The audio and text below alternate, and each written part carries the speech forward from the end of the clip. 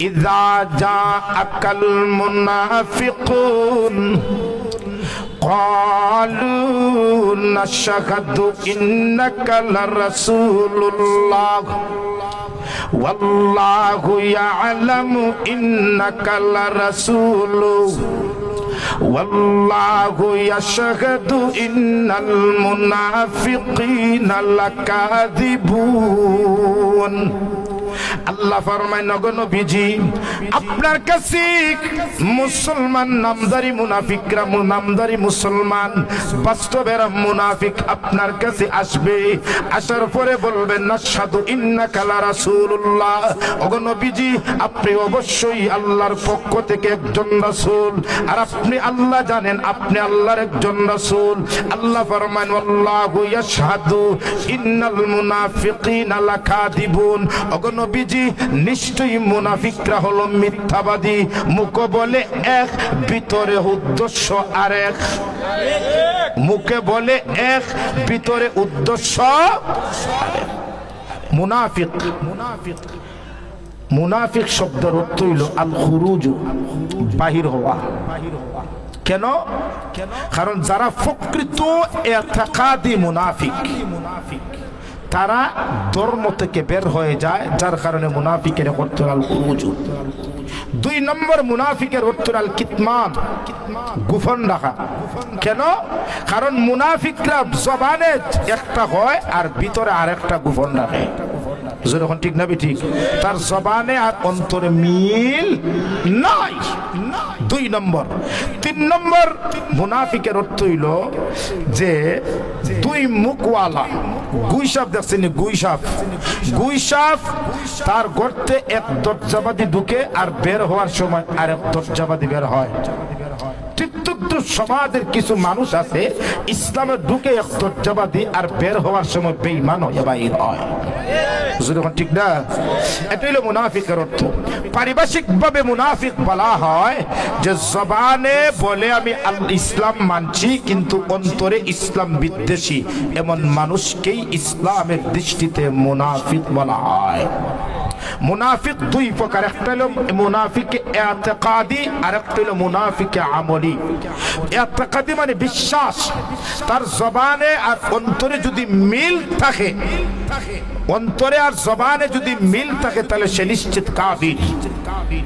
আর যদি দেখা যায় না অন্তর না, বাহ্যিক ভাবে বোঝা যায় মুনাফিকের কিছু আলামত তার মধ্যে পাওয়া আছে, অন্তর নাই আমলের মধ্যে, তাহলে তার কাফির হওয়া যাবে না। এবার আসুন নবীজি ফরমান, আমাদের সমাজে বর্তমান যারা আমরা আছি ইতিকাদি মুনাফিক না, নবীর আমল ছিল ইতিকাদি মুনাফিক, কিন্তু আমাদের সমাজে যে মুনাফিক এটা ইতিকাদি না, আমলি মুনাফিক। এখন আমলি মুনাফিক সিনার পরিচয় কি? নবীজি এক হাদিসের মধ্যে সুন্দরভাবে বলেছেন, যার মধ্যে 3টা স্বভাব পাওয়া যাবে সে নিশ্চিত মুনাফিক। কয়টা স্বভাব? যখন কয়টা? আল্লাহ নবী ফরমান, ওয়ান আবি হুরায়রা রাদিয়াল্লাহু তাআলা আন্নাহু ক্বাল قال رسول الله صلى الله عليه وسلم آية المنافق 3: إذا حدث كذب وإذا وعد أخلف وإذا أؤتمن خان। আল্লাহর নবী ফরমান, যার মধ্যে 3টি স্বভাব পাওয়া যাবে এটা হইল মুনাফিকের আলামত। কয়টা?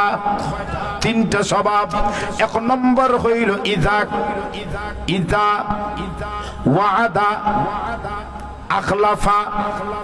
1 নম্বর হইল যখন সে ওয়াদা করব তখন ওয়াদার খেলাফ করব। এমন কিছু মানুষ আছে না নাই?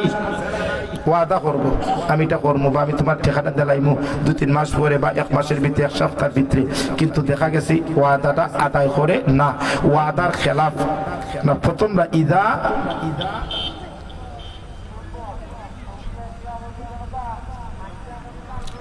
ইদা হাদ্দাসা কাযাবা, যখন সে কথা বলবো তখন কথায় কথায় মিথ্যা বলবো। এমন কিছু মানুষ আছে না নাই? মানে কথা যদি 10টা হয় 8টাই মিথ্যা কথা হয়। যদি যার মধ্যে মুসলমান হোক কিন্তু তার কথার মধ্যে যদি মিথ্যা বেশি পাওয়া যায়, বুঝবেন হে মুনাফিক। হে কি? এটা হলো 1 নম্বর আলামত।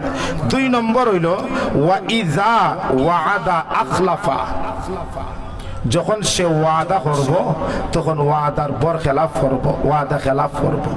3 নম্বর হইল ওয়া ইযা আতুমিনা খান, যখন তার কাছে কোনো জিনিস আমানত রাখা হইব তখন আমানত কত প্রকার ও কি কি উদাহরণ সহ বিস্তারিত আলোচনা করে দিব। আপনার টাকা রাখছেন তার কাছে আমানত, যা হইবা 10 দিন পরে আপনার টাকার আমানত রেখে আনত করে দিছে। যদি এই 3 স্বভাব যে মুসলমানের মধ্যে পাওয়া যাইব, নবীজি ফরমান হে আমলি মুনাফিক। হে কি মুনাফিক? কয়টা কইলাম? কারণ ইজা 1 নম্বর হইল যখন কথা কইব মিথ্যা কথা কইব, যখন ওয়াদা করব ওয়াদা খেলাফ করব। 3 নম্বর যখন তার কাছে আমানত রাখা হইব তখন আমানতের খেয়ানত করব। এই 3টা স্বভাব যার মধ্যে পাইবেন নিশ্চিত সে মুনাফিক। তার মধ্যে মুনাফিকের এই 3টা আলামত আছে। এখন আমরা মুনাফিক হইতাম না খাঁটি মুসলমান হইতাম? যখন আমরা মুনাফিক হইতাম না খাঁটি মুসলমান হইতাম?